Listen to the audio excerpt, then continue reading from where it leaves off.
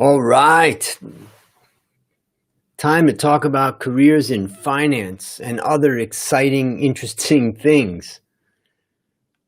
Hopefully, you've had a good day. I've had a long day, lots of work, but I've got some exciting stuff to share tonight with you, and also take any questions about careers in finance. For those people who already know me, they know I have a career in finance that's almost 30 years. It's a subject I love very much. You can see the books behind me. A lot of them are finance books, but also strategy.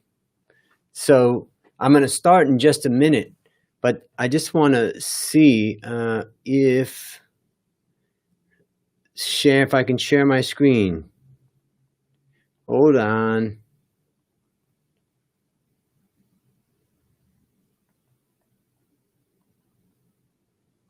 All right, we're going to start. So it's 8 o'clock and here in beautiful Bangkok, Thailand, and I'm going to start talking a little bit about the career in finance.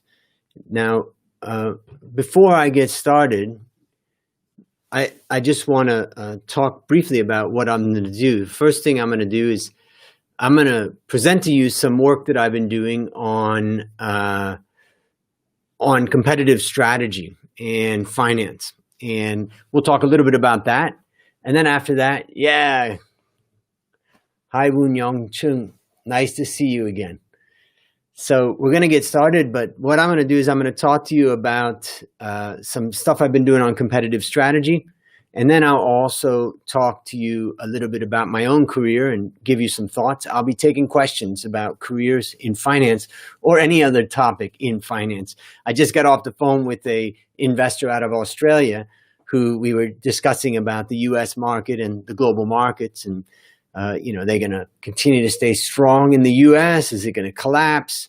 It's very interesting. I mean, talking with him, he basically was saying it's going to bounce back in America and stay strong because people are going to come back to work.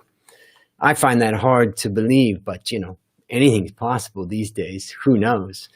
But we can talk about that. If you've got any questions about global investing, local investing, feel free to ask. Also, I'm going to talk a little bit about my career and some of the stories of my own career. And then I've got a special offer for you guys about the Valuation Masterclass. So for those of you who have not attended the Valuation Masterclass, you'll learn more about that. So I think we can get started now. And basically, I know Alex is on here. And so if we have any specific questions, Alex will be there to help us. He's my right-hand man for sure. I'm just putting my phone up there so I see if we get any messages. All right, so let's get started. I just want to talk a little bit about competitive strategy. And there's something that I say, that I often say to young people who are entering the world of finance. And be prepared because this is a bit shocking. But what I say is finance adds no value. Pretty shocking, huh? Particularly for a finance person. I see Shashank. Hi there, nice to see you. So think about it. What am I saying when I say finance adds no value? Why would a finance person even say that? Well, if you're building a career in finance, I think you really need to think about this particular question and this idea. And so do you have any thoughts about that? If you have any thoughts, feel free to put them in the chat. I see the discussion going on there. And of course, if you have any questions about careers in finance as we go through this, feel free to ask any question. And or any question about anything else. So, or if you want to know about a book behind here, like what's my favorite book? So feel free to ask any of those questions. Now, let's go to the question of why would I say that finance adds no value? The reason why is because we have to think about what does add value. What does add value in a business? If finance doesn't add value, what does add value? Well, if finance doesn't add value, the thing that does add value is great products and services. That's it. Business is very simple. We got to come up with great products and services that people want to buy. Peter Drucker said that great marketing basically makes sales irrelevant. The customers come to you. Now that's easier said than done, but that is the ultimate objective of a company, is to have great products and services. If you can come up with great products and services, you are creating value as long as you can deliver them well. You see, finance is just a supporting function to that. There's things that the financial people can do. We can take the accounting data and we can analyze that. We can give reports to management so that they can see what the results of their performance are. But ultimately, finance doesn't create value. Now, we can also come up with ways to raise capital when company needs capital or lower the interest costs. But when you think about finance, I want you to think about the balance sheet of a company. The balance sheet can be divided into assets and liabilities. Assets is where the true value comes in a business. Liabilities is just how you fund that business. So sometimes people say, well, finance can add value by the mix of capital on the liability side, but I would argue that in fact, that doesn't add much value over the long run. What adds value is the assets, tangible and intangible assets that can contribute to the business. So this is an important thing that I just wanted to talk about a little bit before we go on, is that finance adds no value. Now, you can ask any questions as you go along. If you've got any questions about your career in finance or your future career, your present career, let me know. Now, I'm going to talk a little bit about competitive strategy, and we're going to look at two companies. So Michael Porter, in his book, which is right here, Competitive Strategy. This book I got, this is an old book now. I got it actually at a secondhand bookstore probably 25 years ago. It was published in 1980, this book, Competitive Strategy. And this book was really powerful, and he talked about building competitive advantage in companies. And he basically said that there's three generic strategies that we could do. Does anybody know those three strategies? If you know those three generic strategies that Porter talked about, just type them into the chat there so I know that you're listening. Before we get into those three strategies, some people read this book and it's kind of old and maybe it's a bit thick. I would recommend, if you're new to Michael Porter, I would recommend that you read this book, Understanding Michael Porter. This book by Joan McGreta is an awesome book. It's a book that basically explains about Michael Porter because Joan used to work with him, and so she had great insight as to how he was thinking about things. And I think she's a better writer and she explains things better. So many things I got from that book, but there's three generic strategies. The first strategy is differentiation. The second strategy is cost. And the third strategy is focus. Now, what I like to say is actually there's really only two strategies. It's either cost, leadership, or differentiation. Differentiation coming from branding, right? So, yeah. So Maria says, I only remember what they taught me about 5 forces, right? 5 forces is one of the tools that Michael Porter used to understand the competitiveness or the attractiveness of an industry. But the question that I'm asking now is about strategy, and asking the question like, how many different ways can we do strategy? And what we find is that Michael Porter said there's 3 ways. And what I would argue is actually there's only 2. The 2 ways is either cost, low cost, or differentiation. The third way of focus is basically identifying the area that you want to apply your business skills to. That area that you're going to focus on. Once you've done that, you still have to decide, are you going to be a cost, leader or you're going to be a differentiator. And so ultimately, it's cost leadership and differentiation. Now, the question I have, the first question I'm going to ask you is that, what are some companies that are cost leaders? Do you have any idea? Type it into the chat. If you have any idea, what are some good examples of companies that are cost leaders?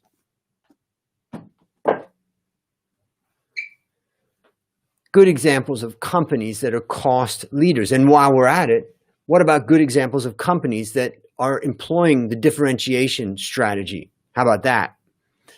What are some ideas of companies? I have 2 companies in mind, but I'm curious if you've got any in mind yourself. So here we can see IKEA is one of the ideas. Now, which one is IKEA? Is it cost leadership or is it differentiation? That comes from Guilio. IKEA. So Guilio, is it IKEA cost leadership or differentiation? And also we got Tearing Venti, who says Walmart. Another Maria says Boeing. Okay. But the question is differentiation or cost. So here we have Walmart saying differentiation, I believe. Okay. Others, Toyota. Toyota is an interesting one. They definitely have built a competitive advantage. Is it differentiation or is it cost leadership? These are some good, that was from Tiradon. Okay, I would say both actually. Now, that's an interesting point. I probably mispronounced your name, but it's Guelio. So I think that's an interesting point. Can a company do both? Cost leadership and differentiation? Well, what Michael Porter told us is that, in fact, a company can't do both. In fact, it's a little bit, yeah, okay, Walmart, cost leadership, IKEA, differentiation, maybe. They're also really big at cost leadership. Somebody told me, if you think about shooting an arrow, can you shoot one arrow at 2 targets? You can't. And that's a great way to think about it, is that it's very hard to hit 2 targets. It's not impossible. There are some companies that are really good at cost and really good at differentiation, but generally you want to build your strategy around that. And one of those. Now, you guys want to see some more books? I mean, I got a lot of them, and there's some that are coming in my head that I learned from this. Okay, so I see what you're saying, Tearing Venti, which is Walmart, cost leadership, IKEA, differentiation. All right. I think there's another book that's an interesting one for you here. You like my my Warren Buffett here? That Harry gave me that. That's a great one, this Warren Buffett car. Harry, a friend of mine, went to his annual meeting and brought that back. But it reminds me of this book Behind My Monkey.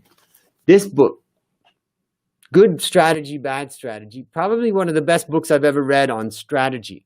This book is great because one of the things he talks about in this book that I find so fascinating is good strategy is win-lose. Win-lose? I thought win-win. So, now I see some other people. I see Christian. Is cost leadership really that sustainable? I mean, the cost can be cut down to a certain limit, while in my opinion, innovation and differentiation are more limitless.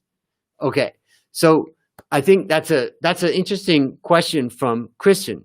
And I see Ryan says Costco. Good one, Ryan. Man, Ryan, I need to talk to you. I'm sorry. I got overloaded with work. We were working on this project about buybacks, and I have a lot of interest in it. So we got to talk later. All right, Christian. Christian's saying, now I do agree with what you're saying, Christian, which is that if you were trying to get rich, as an example, and you decided that you were going to get rich from cutting costs, you could add value, you could generate more and more income by cutting costs, but there's a limit. But if you tried to get rich by, let's say, raising your salary, raising your pay, raising your income, your revenue, it's limitless. And so ultimately you do want to focus on increasing price and growing revenue. Now remember, You can grow revenue through increased price or through increased volume. But the thing about the question or the point that you're making, Christian, that I think is interesting is that basically, what does it mean to have a competitive advantage? It means that you're able to generate profitability slightly better than your peers. What is that? Now, there's many ways that we can measure it. In fact, Christian, I think you've become familiar now with our world-class benchmarking method. It's a tool that I developed for measuring it. But in this case, if we think about it, right, we're measuring the performance of a company. Let's just say that a company could produce a net profit margin of 6% when in fact the average company that it's competing against is only producing 4%. So it has a 2% premium. My question is, if they can sustain that premium through low costs, why does it matter? Does it matter whether they are differentiating or cost cutting? To answer this question, I was going to show you guys some slides, but I can't figure out how to show them. So I'm just going to tell you what I found. I looked at McDonald's and I looked at Starbucks. Clearly, McDonald's is a cost leader. I'm surprised none of you guys said McDonald's in the comments. And Starbucks is a differentiator. Two very different experiences at their stores. And yeah, Costco does both. Yeah, it's interesting. We have to think about this. Can a company do both? Possible, but it's very hard, very hard. But let's go back to this McDonald's and Starbucks. And I analyzed the two profit margins over the last 3 years of the two companies and then looked at them relative to about 800 companies that are large and are in their sector. And what did I find? Well, in fact, McDonald's was the winner. They had almost a 23% net margin over the last 3 years. Of course, nowadays, it's a very different world. And Starbucks, and this 23% net margin that McDonald's had was much higher than the industry's 5%. But Starbucks had about a 16% net margin over that same 3-year period. So we can see that both of these companies had a competitive advantage, meaning that they could produce a superior profit margin relative to peers over a long period of time. So in that case, I think you could say that you can get to the destination of competitive advantage through both cost leadership and through differentiation. Now, I need your help. I have a new idea, and Ryan, you may be interested in this new idea. I've been thinking a lot about this, and I've just recently written something about it. I haven't published it, but it's going into my newest course. And that concept is that there's a third strategy, a generic strategy. If it's cost and it's differentiation, I have a third one that I've just written about, and I call it protection. What does it mean, protection? It means that when a company can use relationships to get the government to protect their business through regulations and other ways that they can do it through concessions and all that, then a company could build a competitive advantage relative to peers that's not built through differentiation and it's not built through cost. It's simply built by blocking the peers. Now, of course, a management team could do that and still run the business poorly and not generate a competitive advantage or a profit margin, let's say, that's higher than the average. But generally, what we could say is that a company can use this protection. So let me know in the comments what you think about that concept of protection. Or do you think that protection, meaning protection from the government, protection from your competitors, given to you by the government, is that protection another strategy, or does it fall under cost leadership or under differentiation? So there's something to think about. Now, I just talked briefly about careers in finance. In fact, today for my podcast, I just interviewed a good old friend of mine, Wim Steemers. And Wim was a fundamental analyst when I was starting. And so I started my career in 1993 as an analyst, and I was a very detailed analyst. Like many of you listening, Either you are now or you want to be. And as a detailed analyst, basically, not everybody appreciated that. But Wim worked for a company called Alliance Bernstein, which was in the US, and they were known for their fundamental work. And he was a serious analyst, and he dug deeply into the financials of the companies. Now, he shared his worst investment ever on my podcast today about his investment in Kookmin Bank and Kookmin Credit Card in Korea after the 97 crisis. But it made me really think about my career in finance and how it developed. And people ask me questions like, how did you become a leading analyst, or how did you become a head of research? How did you become voted number one? I think that the thing that you got to do in the world of finance is you got to focus on what it is that you really have a passion for. What I was really good at was Excel. What I was really good at was analysis. I was also good at storytelling. But, I had my fundamentals down. I got my CFA. In fact, you can see my CFA Charter is right there on the wall. See how big it is in the old days. That's 2001 is when I got my CFA Charter. That gave me the foundation. Of course, I already had an undergraduate degree in finance, and I also had an MBA. But that gave me the foundation to build my career in finance. But I want to tell you a particular story that I was reminded about when I was talking to Wim. And that is, by the time I had been an analyst for about 5 years, I was pretty good, and I was known as kind of the best in the office in Excel. I knew how to work Microsoft Excel really, really well. And in the year 2000, I hired a guy. Some of you may know him, Sornsak. I think Peter's on. Hi, Peter. So Sornsak I hired him in 2000 to work with me, and I basically decided that I would give Sornsak all of my Excel work. And I got out of the work of Excel, and I did other things. It was a risky strategy because I was giving up my competitive advantage. I was giving up the thing that I did best. Normally, when you delegate, don't you want to delegate the thing that you do worst or you don't want to do? Well, in this case, I was giving up the thing that I did best. And, Peter, I'm thinking about you right now. And Ryan, you should think about this. What is it that you do best? And how could you give it up and give it to someone else and build another competitive advantage? Now, that was my challenge at the time. And what I ended up doing was I became a much better analyst. I stopped spending all the time that I used to spend into the financial models, and I did a lot more work on the ground. And when I did that, it started to change the way that I saw things as an analyst. So it was it's a story that I share here because I think that it's an important story for young people, is don't get caught up into Excel and all that. So I just wanted to share that story. Now, if you've got any questions, let me know. I'm going to go through some of the comments here. All right.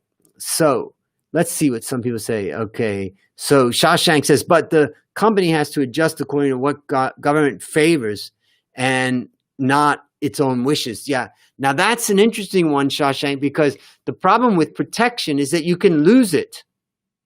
I have a good story of my friend Attila, who is from Board of CFA Society Institute, and lives in Turkey. And his worst investment ever that he shared was when he and a consortium of people had gotten a government contract. And then later, after they were running the business, the government changed the rules. And so you can lose protection and then you're in trouble. But also, you can lose the battle in differentiation or cost, right? So think about that, Shashank. What do you think? Now, Ryan, well, sometimes that sort of protection is valuable. Yeah, patents is a great example of protection building some competitive advantage. But then there's bad sorts of protection like rent seeking. Yeah, and this is where people oftentimes blame capitalism. They're like, when it gets out of control, capitalism is rent seeking. It's damaging. But my point is that the role of government is important in the world of capitalism. They set the rules, and companies have to follow those rules for the good of society. And a lot of times what we find is that, in fact, what's happening is not capitalism falling apart. It's government not doing its job. Capitalism works well. Everybody's trying to make money. In fact, these days, everybody's just trying to survive, right? All right. So Peter said, but won't the protection strategy make a company don't try to innovate or optimize? Exactly. Why do they have to do anything? If they've signed the contract, they've got the deal, they don't have to do anything. And the point is that it is a way to get a competitive advantage. Now, I think the point that you may be making, Peter, is the idea that if a company has protection, it doesn't guarantee that they have a competitive advantage. What it means is that they have protection, and how they manage their company is a whole different thing. They may run it into the ground, right? So it is possible that there's no innovation. Yeah, that's what every business owner does. Yeah.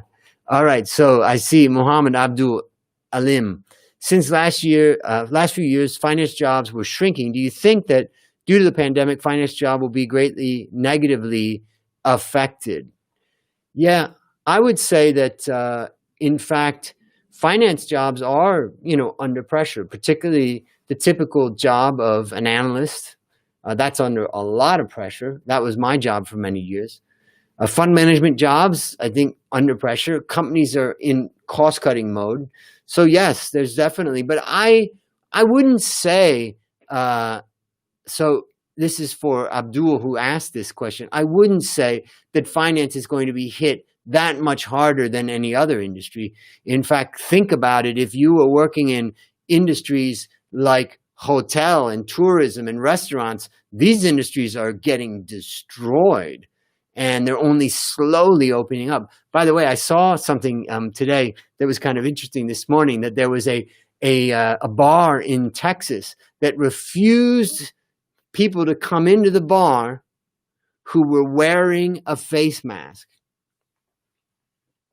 What do you think about that? That was interesting.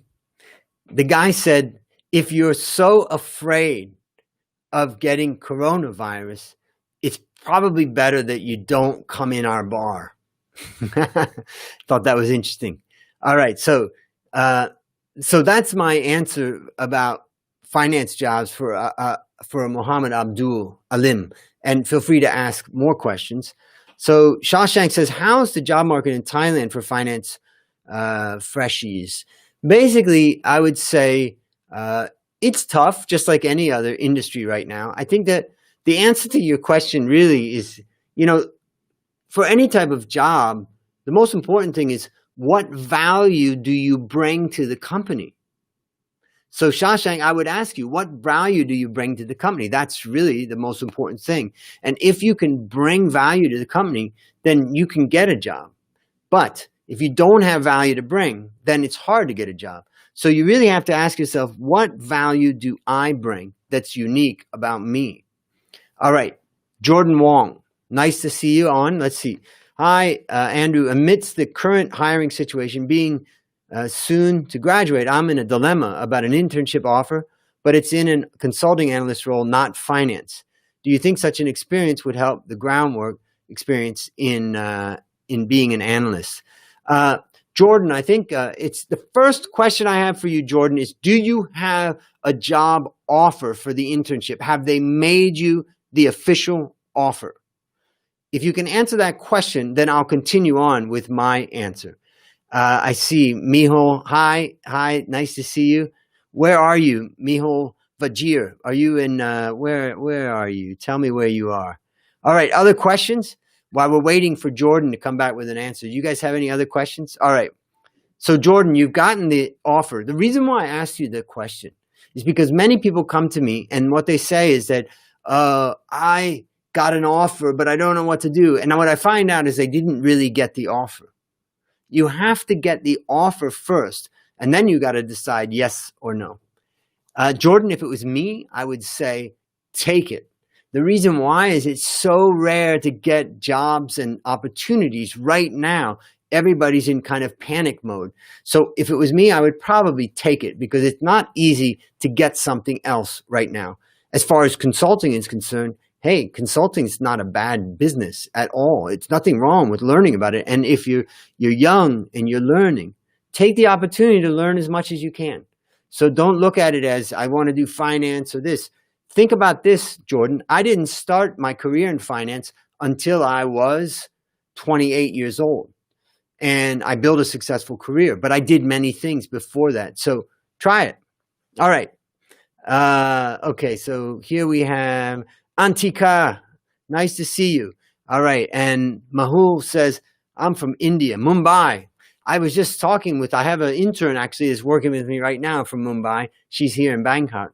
And I just had this memory of the food in Mumbai. It was so fantastic. I loved it. It was colorful, it was flavorful, and there was so much of it that I really enjoyed my last trip to Mumbai. All right, so any other questions? Antika or any others? Jordan, Mahul? All right, yeah, nice to see you too. Nice to see you. Now, do we have any other questions? I'm happy to answer any questions about career and finance. All right, so here he says, what is the valuation strategy of Buffett? He has not explicitly mentioned it anywhere, right? From my perspective, when I look at Buffett, what I think is interesting is that in the beginning, his strategy was the cigar butt strategy. And the cigar butt strategy said buy companies that are trading at below their intrinsic value. And that's this book right here.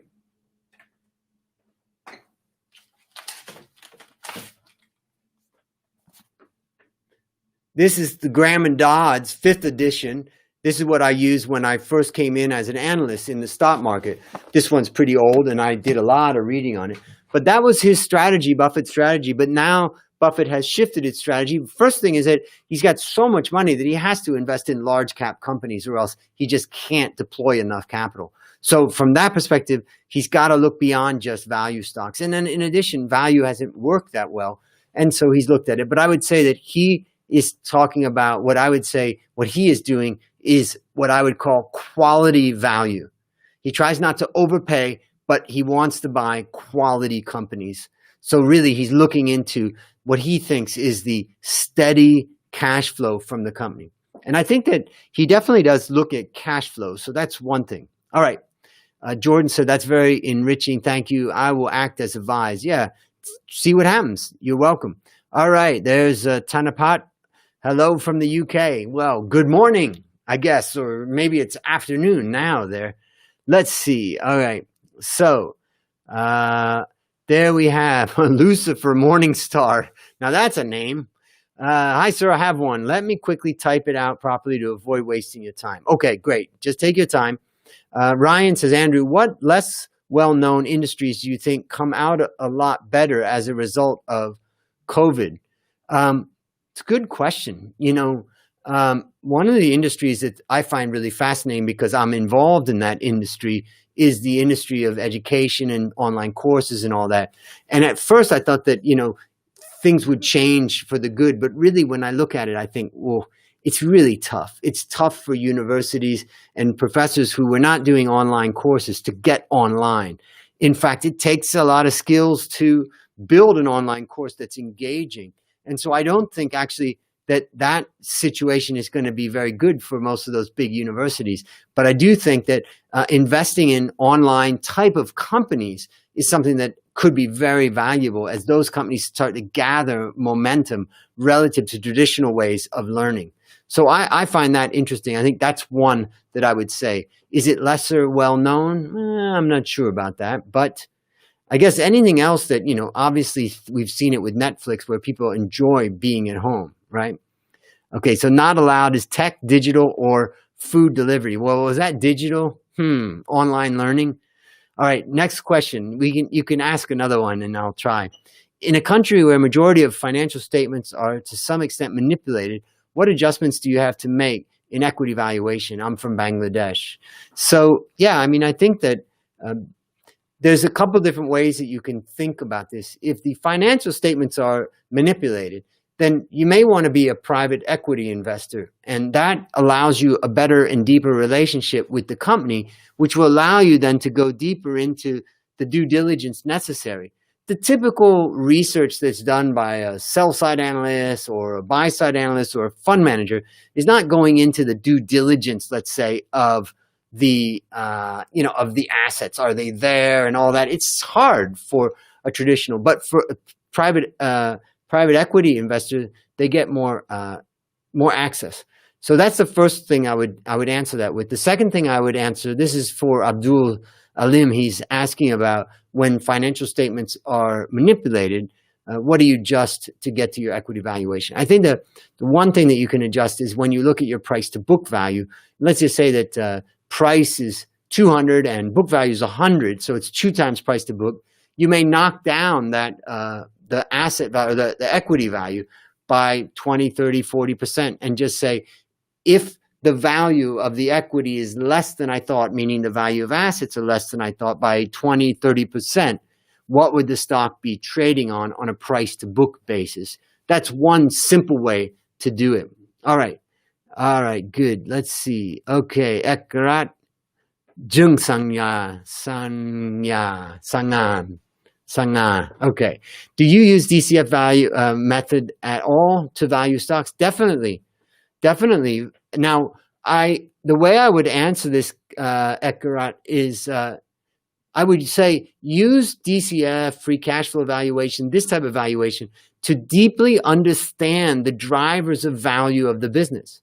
You may not always use it to come to your final valuation conclusion, but it can teach you so much about the cash flow, the level of investment that's required.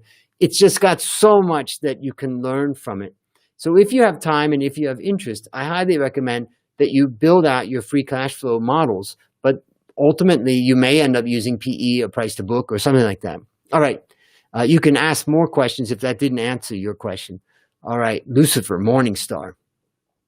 I'm just looking at your picture, kind of funny there. Lucifer, considering the modern market structure, what would you advise someone entering the industry? Okay, specifically regarding venture capital and emerging markets. Okay, so I'm not sure what country you're in, but the first thing I would say is that if I was this young at 26 right now, or 28 when I started, I would go straight to Shanghai. That's it. I wouldn't go anywhere else. My second choice would probably be Shenzhen. It's not so much, it's just that if you want to value stocks and you want to invest, this Chinese stock market already has more than 3,300 listed companies, and almost all of those listed companies are large and liquid. In fact, I did a study a while ago where I compared China to India, and they're just the exact opposite. They both have a large number of stocks, but India only has a small number that are large and liquid. But China has almost all of their stocks are large and liquid, meaning they're investable. And I think there's a lot of interesting stories that you can find in the small and mid-cap companies in China. In addition, my calculation is that if you adjust for size and liquidity, and you say that China has about 3,000 large and liquid companies, the US is about same adjustment. You're probably talking about 4,000 companies, roughly. What does that mean? That means within maybe 3 to 5 years, China will surpass the US as having the most amount of large and liquid companies that you can invest in.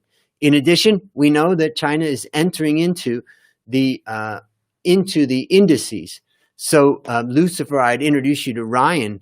Ryan's also on this call and this video.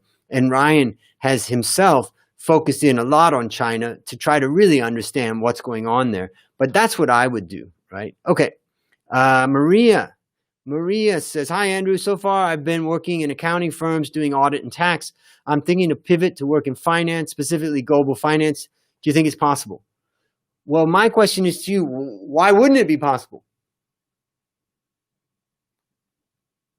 I don't see why not. Now, somebody in Hong Kong, I was speaking at an event in Hong Kong, and somebody asked me the question. They said, I want to move from accounting to finance, but I heard that it's difficult. It's hard to do. And I asked the question, who told you that? And they said, I don't know. I heard from somebody that it's really hard. I said, who? My point is that a lot of times we hear things and we think that, oh, this is what we've got to do. This is what people say. Forget it. If you want to go to finance, and you want to go to anything in your life, you got to set your mind to it and you've got to learn everything you can about it, and you've got to set a plan to do it. So the answer, Maria, is set your heart on it and start talking to people like myself and other people that are in finance and say, how do I get there? CFA exam is a big one that can help get you up to where you want to be. I teach the Valuation Masterclass. That's where you can build skills in valuation. But there's many other ways that you can do it online. You can just sit and read. Look at all the books that I have, and I've read thousands and thousands of books, right? Now, I'm just looking at, I got one coming in here, another one. Okay, so let's see. Okay, Tanapat says, I'm a postgraduate student in London. It's pretty hard to gain employment here, especially overseas students like me. I think that's a big challenge. I mean, a lot of people go abroad to study and they find out that it's hard to get the job. But, you know, I would say that Thailand, Asia, these countries, I think in Asia, there's a lot happening and there's a lot you can do here. So don't disregard coming back to Thailand and working here. In fact, you're more valuable, right? Because you've got English skills, you've got experience abroad. But yes, it is hard. Now, I teach the Valuation Masterclass, and at the end of this, I'm going to have a brief discussion about that because I'm offering a very low price. In fact, I don't have my slide with me, so Alex will post it in this group. You'll see it in the chats. But we're offering a special offer. Now, if you take the Valuation Masterclass and you can get to Module 5, that's the final part. Remember, Valuation Masterclass is the boot camp for valuation. It's hard as hell. But if you can make it to Module 5, then I'll try to help you get a job in London, in the UK. I'll do that by calling fund managers and other people I know there to try to get you a job, but only if you can make it to Module 5. Right now, I have students who are in Module 3, and they're from a couple of them from the Philippines, and I've already got a job interview lined up for them, but they've got to get to Module 5. All right, so the offer that we have in today that I'll just mention is that we're going to offer the Valuation Masterclass Module 1 for $120, which is a pretty significant discount from our about $200. And in addition, I'm throwing in 2 of my books. I'm throwing in this book, 9 Valuation Mistakes and How to Avoid Them, and also my other book about how to start building your wealth investing in the stock market. Both of those books for free. And then you can get into the Valuation Masterclass for $120. So Alex will put in information. If you want to learn more about it, feel free. There it is. Alex has put it in. All right. Now, what would you suggest about the best startup valuation approach? I did a project identifying and valuing the most promising startups in Dubai. Since no financial data is available, I use EV to revenue. Okay, good. EV to revenue, Shashank, is good. EV to revenue, or you can just, say equity value to revenue, because maybe a startup's not going to have much debt. Maybe they won't get debt financing, so it's all equity. So I would say that there's a couple of things that you can do if you're valuing a startup that doesn't have any revenue. The first thing is that you can value a company that doesn't exist, a company that is only an idea. You can. Of course, you're making it up, right? But hey, we're making up all valuations. In fact, we're making up life, right, as we go along. But that's another question. That's another matter. So let's go back to this. Now, you may say, Andrew, come on. How can you value an idea? Well, let's imagine that all of us who are on this call get together and we basically come up with a great idea. And we go out and we try to raise money on that idea. Could we raise money? Well, it's going to be very hard, of course, but it's possible. But what if one of our team members, his name was Elon Musk? Could we raise money? Yeah, we could raise money, definitely. Because he's got a reputation of executing and all that. So there's a reputation, there's the value of the idea. So we can value a company that has no revenue and hasn't even opened. You can't. But it's very, very fluffy valuation. Now, the second way to value a company is based upon activity.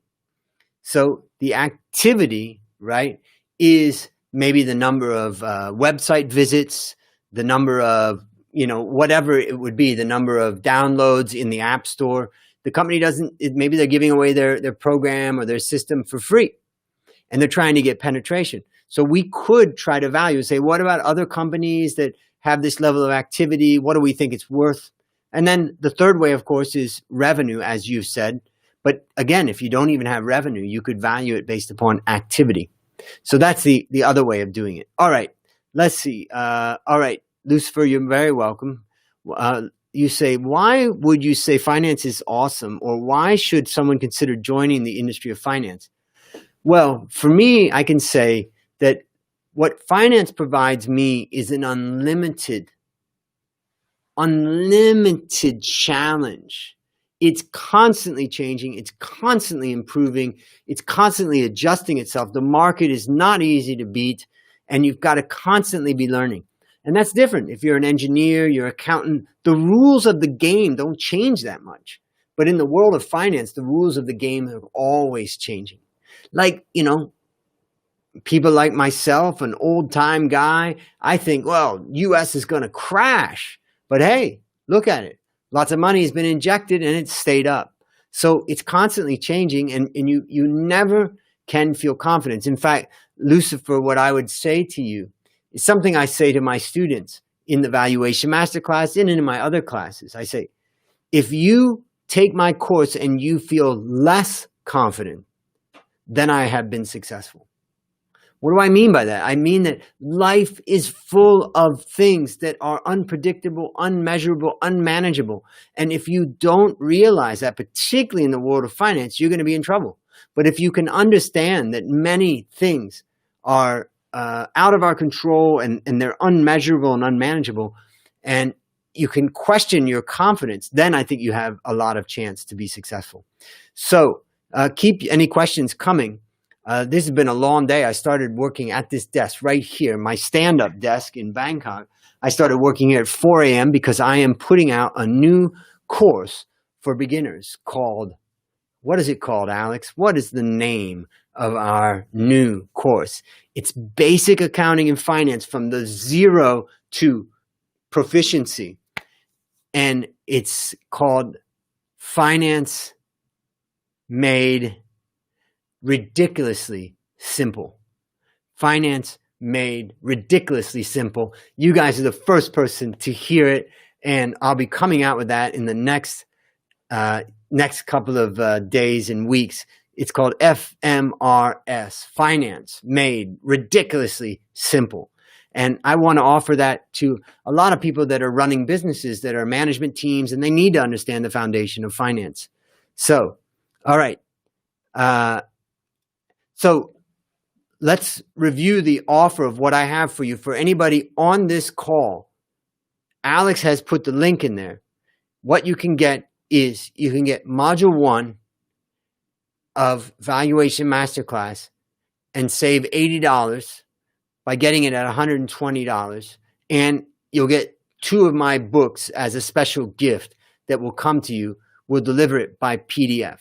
The link is in the comment section, but if you don't get the link, just let me know. Send me a message, send Alex a message. And I just want to say thank you for everybody. It's really great to be able to connect like this. I want to do it more often. Shashank, Lucifer, Peter, Mohammed, all the different Tanapat. Thank you guys. Feel free to ask more questions. I'd love to come on more and talk more. All right. Have a great day in London or an evening in Asia.